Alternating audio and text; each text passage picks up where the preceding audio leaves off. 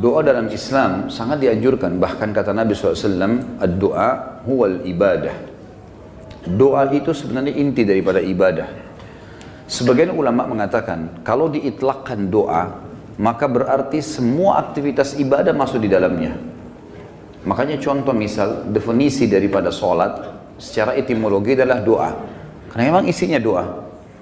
Pada saat sedang puasa kita disuruh perbanyak doa, bahkan dijanjikan mustajab doa. Kita melakukan aktivitas apa saja, keluar rumah, masuk rumah, mau makan, habis makan, mau keluar masuk kamar mandi, keluar kamar mandi, mengenakan pakaian, membuka pakaian, apa saja ada doanya. Dan doa dijadikan senjata bagi orang-orang beriman oleh Sang Pencipta Allah. Sebagaimana sabda Nabi SAW, ad-doa silahul mu'min.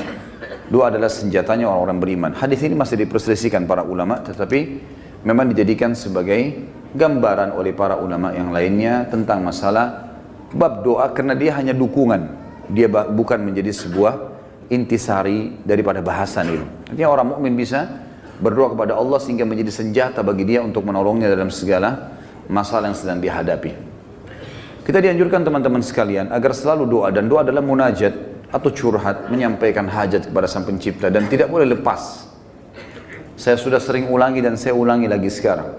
Doa ini jadikan sebagai rutinitas kita. Dan tidak ada aktivitas kecuali diikuti dengan doa. Sampai pada tingkat antum mau masuk ke satu tempat, mall, mau beli baju, minta sama Allah parkiran.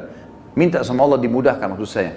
Ya Allah mudahin saya dapat parkiran ini. Ya Allah mudahin saya membeli baju itu. Ya Allah mudahin saya masuk ke restoran untuk makan makanan itu. Ya Allah mudahin untuk saya bertemu sama orang ini. Ya Allah mudahin usaha saya ini. Ya Allah mudahin kuliah saya ini. Ya Allah mudahin pernikahan saya ini. Dan seterusnya. Diikuti dengan doa. Dan doa itu kata ulama adalah ibadah. Dalam arti kata, kita sudah melihat hasilnya atau tidak melihat hasilnya, tetap dicatat pahala oleh Allah Subhanahu wa ta'ala. Kalau masih ingat sebuah athar yang saya sebutkan, orang-orang yang rutin berdoa di dunia selalu menyampaikan hajat-hajatnya kepada Allah Subhanahu wa ta'ala. Dia lihat hasilnya atau tidak lihat hasilnya. Maka orang-orang seperti ini yang belum melihat hasil dari doanya, seakan-akan bagi dia mungkin belum diijabah, maka dalam sebuah riwayat dikatakan akan datang orang-orang seperti ini hari kiamat diberikan pahala bergunung-gunung. Lalu mereka kaget, pahala dari mana ini? Bertanya pada para malaikat. Lalu para malaikat berkata, ini adalah pahala doa-doa kalian yang belum kalian dapatkan jawabannya di dunia. Maka pada saat itu mereka semua berharap kalau semua doanya selama di dunia tidak diberikan di dunia, tapi diberikan di akhirat, karena besarnya pahala yang didapatkan. Kita dianjurkan untuk membaca doa-doa positif, dan selalu kita berpikir positif juga pada Allah, atau bersangka baik. Tidak ada doa yang dimulai teman-teman sekalian, baik dengan Rabbana, wahai Tuhanku dan penciptaku, atau Allahumma, ya Allah, atau apa yang kita ucapkan, kecuali pasti sudah ada garis finishnya. Kalau kita sudah mulai start, kita sudah tahu pasti ada finishnya. Tinggal semua jawaban yang Allah kasih kepada kita, semua jawaban yang Allah kasih dari permintaan doa kita, itu mengikuti proses sistem atau sunnatullah yang telah Allah berikan kepada kita. Maksudnya ada prosesnya. Jadi kalau kita berdoa, berarti sudah ada garis finish. Tinggal mungkin seminggu, mungkin sebulan, mungkin setahun. Mungkin ada orang berdoa bertahun-tahun, baru Allah SWT berikan kepada dia. Karena bobot dari permintaannya besar. Maka Allah SWT sesuaikan dengan sunnatullah atau sistem yang dia telah buat dalam kehidupan manusia itu sendiri. Nabi SAW sebaliknya teman-teman melarang kita berdoa, mengucapkan kalimat-kalimat yang berbau permohonan atau permintaan, sadar atau tidak sadar, yang buruk. Kata Nabi SAW dalam hadis Bukhari, janganlah seseorang di antara kalian mengucapkan kalimat doa, permintaan, atau munajat, atau penyampaian sesuatu kepada Sang Pencipta yang buruk, baik buat dirinya, baik buat keluarganya, baik buat hartanya, karena jangan sampai malaikat lewat dan mengiyakannya. Misal orang bertengkar suami istri, kemudian dia mengatakan, saya berharap tidak akan bersama sama kamu lagi. Dia nggak sadar kalimat ini bisa jadi doa, walaupun dia dalam kondisi emosi. Tidak boleh orang, saya pernah sampaikan kalau masalah anak-anak, kamu nakal sekali. Atau mungkin dia ucapkan tentang rumahnya, kendaraannya, sial tempat ini, panas, tidak beruntung tempat ini, atau bahasa apalah. Doa-doa atau kalimat-kalimat yang terlantunkan seperti ini, yang akhirnya sama saja munajat tapi buruk buat dia, buat keluarganya, buat tunggangannya, buat hartanya, namanya laknat. Namanya laknat. Sudah paham makna laknat? Hah? Mana suaranya? Berarti semua ucapan negatif untuk diri, untuk keluarga, untuk harta, namanya laknat. Dan ini hukumnya dosa besar. Tidak boleh melaknat diri sendiri, nggak boleh melaknat keluarga, nggak boleh melaknat harta. Dan laknat saya bilang tadi, masuk di dalamnya semua perkataan yang akhirnya berisi munajat, harapan, permintaan, tapi negatif. Ini nggak boleh. Dan ingat teman-teman, bukan cuma sekedar tidak boleh, Imam Az-Zahabi masukkan dalam dosa besar. Kita nggak boleh melaknat diri sendiri, nggak boleh melaknat juga orang lain, nggak boleh melaknat harta, nggak boleh melaknat benda, nggak boleh semuanya. Dan kita akan baca nanti ada hadis, ada seekor unta yang dilaknat oleh pemiliknya, maka Nabi SAW suruh penduduk Madinah Muslimin meninggalkan unta itu. Jangan ada yang sentuh lagi unta itu, karena sudah dilaknat oleh pemiliknya. Hanya karena pada saat pemiliknya nunggangi dia, kaki unta ini kesentuh batu, akhirnya dia hampir jatuh. Mungkin kalau kita naik mobil atau motor sekarang tiba-tiba ada yang ugal-ugalan lalu kita rem tiba-tiba. Kadang-kadang ada orang kalau kurang berzikir teman-teman, tidak biasa lisannya berzikir, yang keluar semua kata kotor nantinya. Tapi kalau orang biasa berzikir, oh subhanallah, Allahu Akbar, dia berzikir lain. Itu positif karena dia sudah terbiasa berzikir maka keluar kalimat itu. Atau tabrakan tiba-tiba, naudzubillah. Tapi kalau dia tidak biasa maka otomatis keluar kalimat-kalimat yang tidak baik. Dan itu bisa jadi doa buat dia atau buat orang lain. Nah kalau buruk berarti namanya laknat, dosa besar. Jelas ya? Ini judulnya. Judul dosa besar 39 adalah melaknat. Saya akan bacakan Imam Az-Zahabi mengangkat dalil-dalilnya teman-teman sekalian. Di antaranya adalah hadis riwayat Bukhari Muslim, hadis yang sangat ringkas, pendek, padat sekali. Dan sebagian ulama mengatakan dari hadis ini sudah cukup sebenarnya setiap mukmin punya pengontrol dalam bermuamalah dengan dirinya atau orang lain. Pendek sekali bunyinya, kata Nabi SAW, la'nul mu'mini kaqatlihi. Melaknat seorang mukmin adalah seperti dosa membunuhnya. Seperti dosa membunuhnya. Jadi kalau kita lagi jengkel sama seseorang, selama dia muslim, kalau kita ucapkan kalimat itu maka akan kena. Dalam sebuah hadis yang lain apa? Kalau seandainya ada orang melaknat orang lain, maka laknat itu akan naik ke langit. Kemudian tidak diterima di langit. Lalu Allah memerintahkan laknat itu, doa buruk tadi, kembali ke dunia. Kalau orang yang disebutkan padanya laknat berhak mendapatkannya, memang dia orang pelaku itu, maka akan kembali padanya. Tapi kalau tidak, maka akan kembali pada pengucapnya. Jadi pengucapan doa buruk bisa kembali kepada pengucapnya, kembali kepada kita, naudzubillah. Kecuali keadaannya teman-teman, memang kita dibolehkan melaknatnya secara syar'i, seperti orang melaknat iblis, melaknat atau mengutuk orang-orang kafir yang sengaja memerangi kaum muslimin. Seperti di kancah peperangan, ada orang kemudian menyerang muslimin dan menyakiti muslimin, lalu kita mengatakan semoga Allah membinasakannya. Sama kan laknat itu, tapi di sini babnya terbuka, pintunya terbuka, ya. Karena memang dibolehkan secara syar'i. Kalau orang hanya pelaku maksiat teman-teman, tidak boleh dilaknat. Apalagi kalau dasarnya orang ini orang mukmin yang tidak bermaksiat. Seperti pernah ada seorang yang berzina di zaman Nabi SAW lalu dirajam, dilempar batu. Lalu ada seorang sahabat berteriak mengatakan semoga Allah melaknatmu. Kenapa? Karena dia berzina dan memang nyata kepergok, lagi dihukum. Berarti orang lagi buat maksiat kan? Sama kalau kita orang lagi mabuk misalnya di pinggir jalan, tetap nggak boleh dilaknat teman-teman. Lebih baik kita ucapkan apa? Jangan kita bilang semoga Allah binasakanmu, mudah-mudahan mobilmu tabrakan. Nah, ini nggak boleh kita ucap. Ya Allah berikan hidayah. Karena pengucapan ini laknat tadi. Kalau tidak kembali ke dia dan memang tidak akan kembali ke orang-orang ini, kecuali tadi yang saya bilang orang yang dikhususkan. Iblis, syaitan, ya, orang-orang kafir yang menyakiti muslimin, ada memang pintu-pintunya saja. Kalau tidak, cuma orang yang bermaksiat dari kaum muslimin tidak boleh. Apalagi dasarnya bukan orang bermaksiat. Para ulama, para da'i, para orang-orang soleh dan solehah, diolok-olok, dicaci maki. Ini semua masuk dalam masalah bahasan laknat. Melaknat orang mukmin maka lebih berat atau bahkan sama dengan membunuhnya. Kita tahu membunuh dosa besar.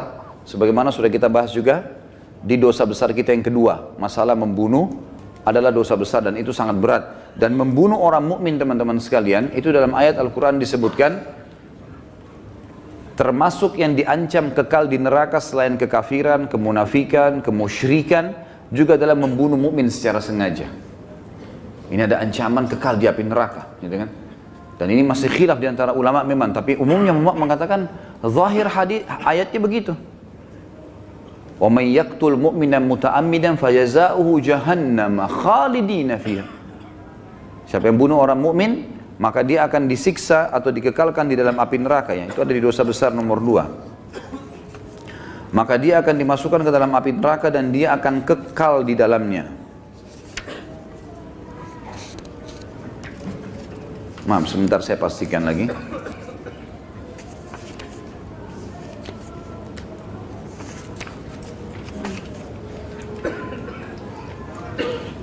Iya. Ayatnya dalam surah An-Nisa ayat 93, A'udzubillahi minasyaitonir rajim, wa may yaqtul mu'mina muta'ammidan fajazaohu jahannamu khalidan fiha wa ghadiballahu alaihi wa la'anahu wa 'adda lahu 'adzaban 'azima. Dan saya beristighfar tadi karena saya salah dalam membaca ayat, tapi ini ayat yang benar, An-Nisa 93, yang artinya barang siapa yang membunuh seorang mukmin dengan sengaja, maka balasannya neraka jahanam dan dia kekal di dalamnya. Dan Allah murka kepadanya dan melaknatnya serta menyediakan azab yang besar baginya. Ya. Sementara melaknat orang mukmin sama dengan membunuhnya. Hadis yang kedua, tadi hadis Bukhari Muslim, hadis yang kedua riwayat Imam Bukhari dan juga Imam Muslim menyebutkannya.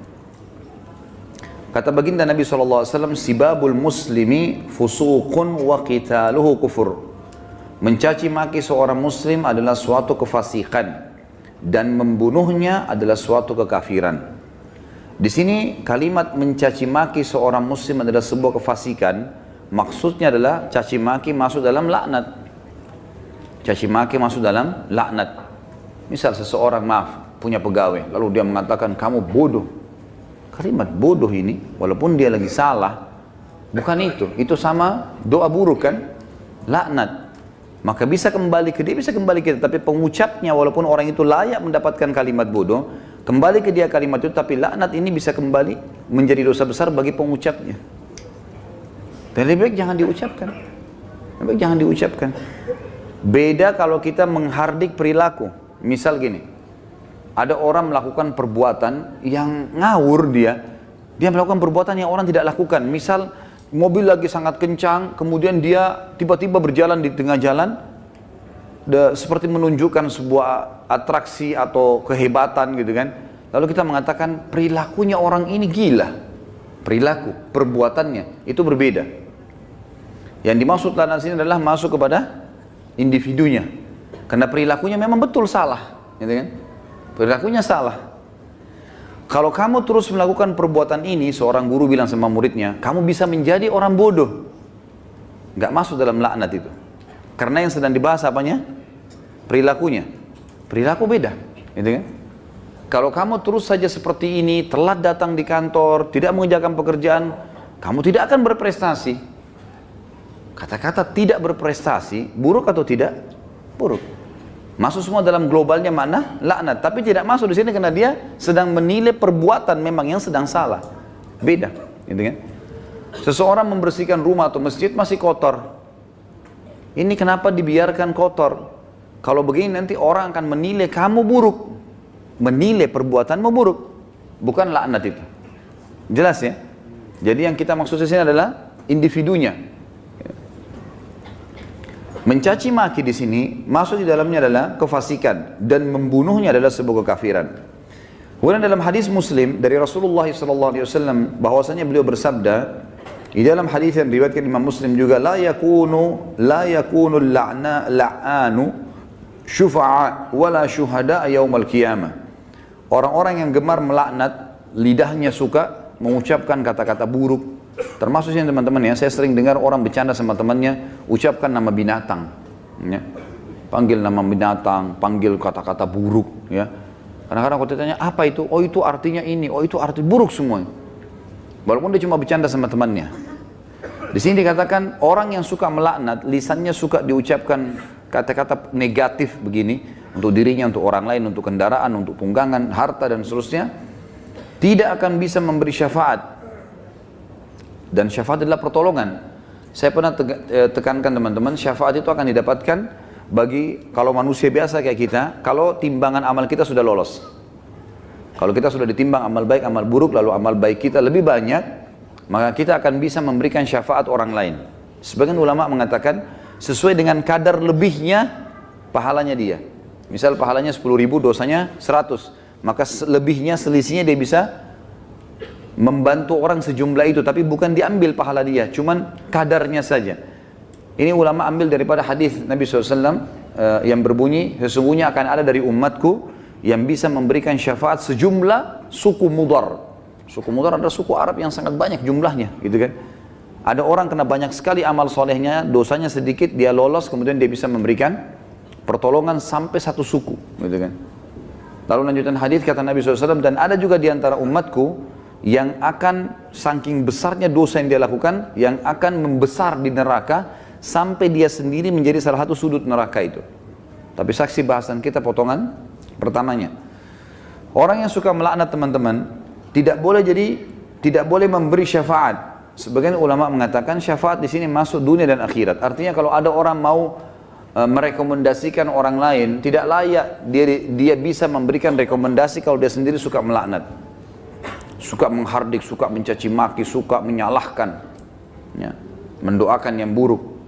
Dan juga dia tidak akan menjadi saksi untuk umat-umat yang lain yang disampaikan risalah pada mereka pada hari kiamat. Karena nanti kita akan menjadi saksi hari kiamat. Nanti dalam sebuah hadis dikatakan Nuh alaihissalam didatangkan oleh Allah di mahsyar bersama dengan kaumnya. Lalu Allah tanya, hai Nuh, kau sudah sampaikan belum apa yang saya perintahkan? Kata Nuh, sudah ya Allah. Tanya kaumnya, apakah Nuh sudah dakwakan kalian? Enggak pernah Nuh datang kepada kami. Lalu kata Allah SWT kepada Nuh, siapa saksimu Nuh? Dia bilang Muhammad dan ke umatnya. Dipanggillah Nabi Muhammad SAW dengan kita semua memberikan syafaat. Ya, kita memberikan kesaksian, bahwasanya betul Nabi Nuh sudah menyampaikan dan kami terima dalam Al-Quran dari surah Nuh engkau turunkan ya Allah. Jumlahnya sekian ayat, lalu ayat-ayatnya ditilawakan sehingga kaum Nuh tidak bisa membantah. Karena apa yang mereka lakukan Allah sudah sampaikan dalam Al-Quran. Nah, orang yang suka melaknat tidak bisa ikut-ikutan memberikan kesaksian. Tentu ini sebuah kebanggaan pada hari kiamat ya.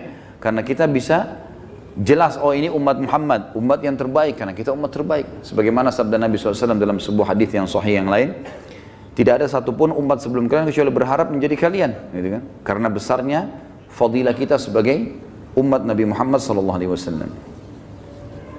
Nabi SAW juga mengingatkan agar setiap muslim tidak boleh memilih teman yang suka melaknat atau lisannya suka mengucapkan kata-kata yang tidak baik.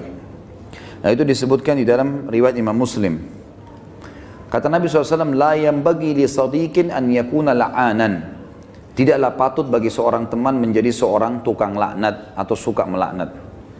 Kita sudah tahu kalau kita ketemu kemudian dia suka mencaci maki atau ucapkan kalimat buruk buat dirinya kah, buat orang lain kah, gitu kan? Itu semua buruk. Ya, ini buruk teman-teman sekalian.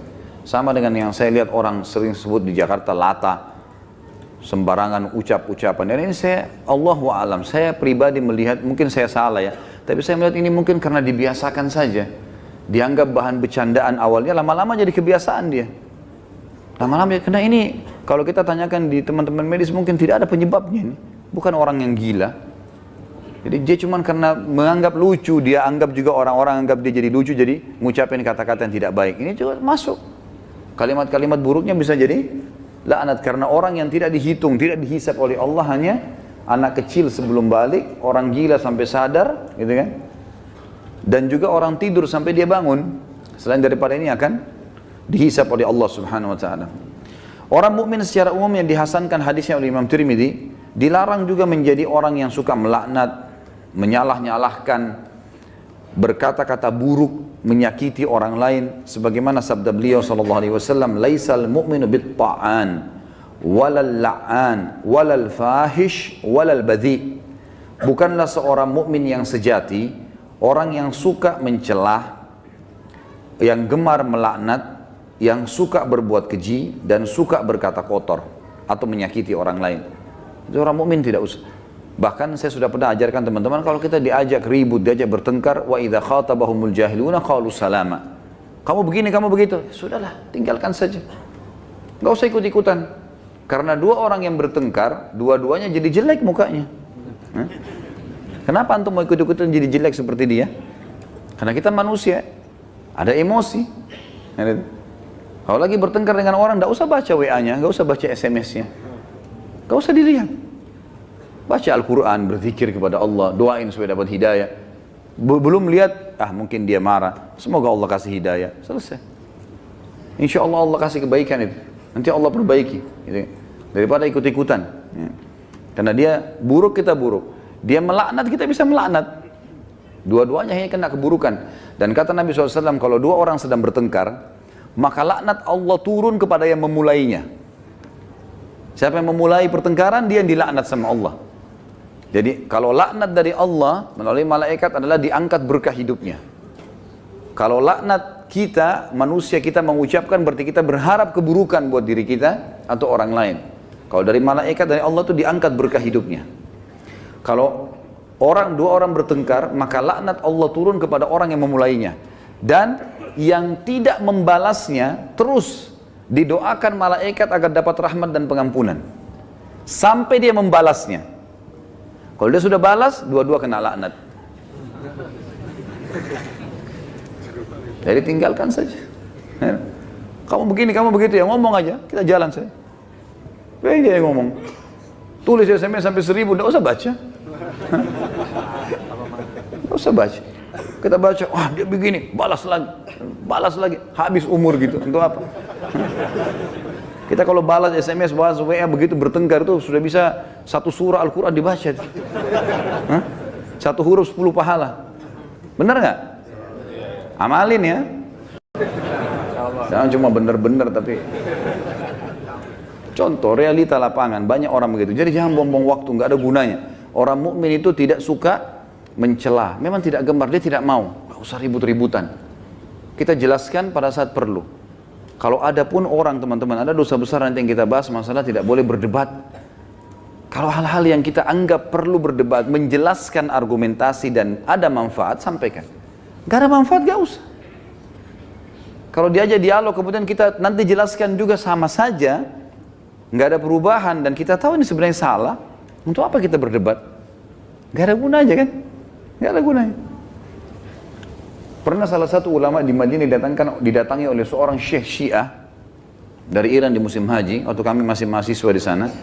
Diajak berdialog, kami mau berdialog.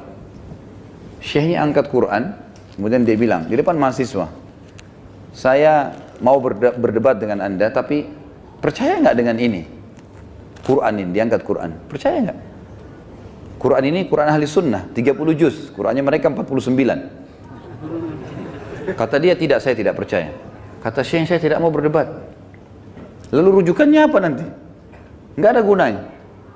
Macam-macam mereka ucapkan, oh penakut, oh begini. Ngomong aja, silakan. Ukir kata-katamu sepanjang mungkin, tidak masalah. Tulis silakan sampai capek. Malaikat juga catat kan. Dan kalau laknat itu, doa itu tidak layak untuk orang itu, kembali ke siapa? Ke dirinya sendiri. Kamu bodoh, kamu begini. Dia sedang bilang, ya Allah jadikan saya bodoh, ya Allah jadikan saya begini, jadikan saya sial. Na'udzubillah. Hah? Paham ya? Alhamdulillah. Amalkan.